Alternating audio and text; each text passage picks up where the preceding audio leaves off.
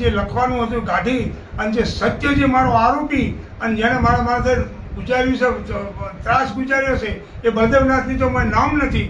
તો બળદેવનાથનું નામ નહીં આવે તો હું ચિયટણે આપઘાત કરીશ અને હું સરકારના શરણે રહેવું પડશે મારે. નીચ છે એમ ને. હું મારો ભાઈ બોલ્યો છું, હું તમને પતો છું. તમને મને કેવું કેમ પડે? મારી ભૂલ તો એ છે કદાચ મેં કીધું મારો ભાઈ ભૂલ વિચાર કરવો પડે. બાપુ ફોન ખા વિચાર કરવો પડે. બાપુ વિશે બોલતા 7 જણને વિચાર કરવો પડે. વાત તમારી કેમ હાથ બોલવું પડે? હવે નહીં ખબર નથી બાપ ચિંતા છે.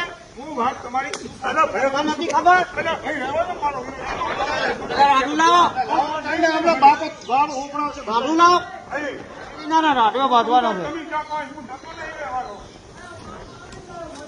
બાપુ પેલી એફઆઈઆર બનાવી હતી અને જે લખેલું હતું મેં જે બધી આખી અરજી જે લખેલી હતી ને એ અરજીને અહીં ફરિયાદ જ્યારે પોલીસ લેવા આવેલી ત્યારે બધું લખેલું. મેં કે મને અહીં પૂછ્યું કે ભાઈ શું કરવાનું છે તમારે, તો કે મેં અરજી એમને હાથમાં આપી કે ભાઈ જે અરજી મારી લખેલી છે એમ એક પણ શબ્દ ઓછો ના થવો પડે.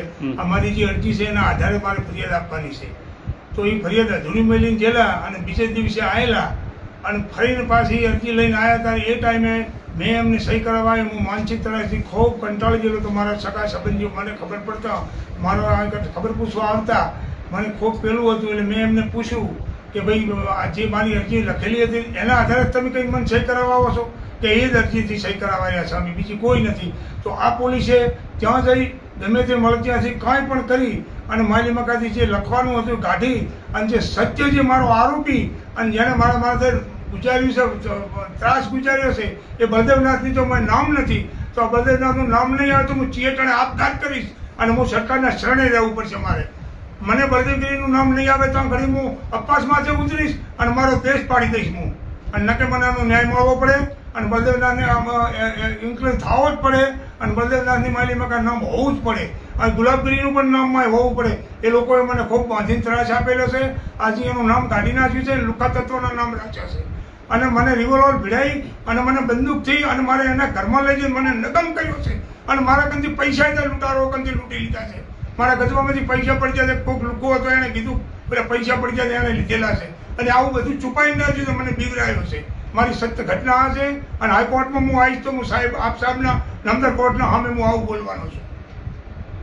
જ્યારે પોલીસ એફઆઈઆર રાત્રે લેવા આવી એ ટાઈમે અમારી અરજી પ્રમાણે અમે એફઆઈઆર આપી કે સાહેબ અમારી અરજી જે છે એ જ પ્રમાણે એફઆઈઆર લખો. એમને અમારી રૂબરૂ અહીંયા એફઆઈઆર એવી રીતની કાગળ ઉપર લેખિત કર્યું અને અમારી સહી લીધા વગર નીકળી ગયા કે સારું.